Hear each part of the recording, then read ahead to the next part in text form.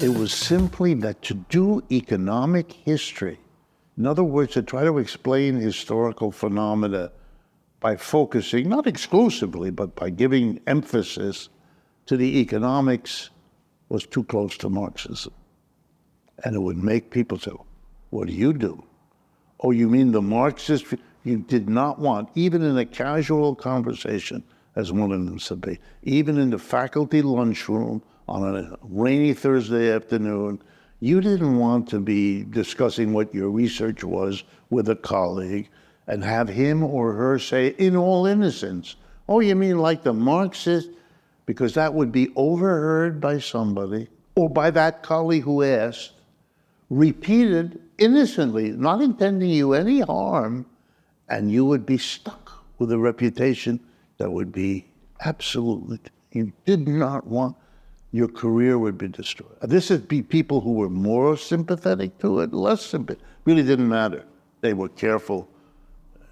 It was like, don't touch a student inappropriately. You know the way people feel, I don't know about Stanford, but when I was at UMass, where I taught many years, there was a rule, which none of us observed, but there was a rule that when you met with a student in your office, you would have at least 6 inches of door opening. In other words, you couldn't do what you've just done. You'd have to keep it open. Can you imagine that? So, of course, no one gave a shit. Nobody. But it was a rule. And we were told periodically, we've noticed that you don't have your door open, and said, you're brilliant. Then it's not.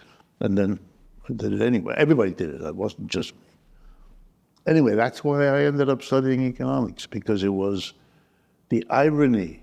They thought they were preventing me, and I ended up Marxist, because that is the most developed version of this. And if you're not frightened, that's another issue why I wasn't frightened. But if you're not frightened, then you'll go there, of course.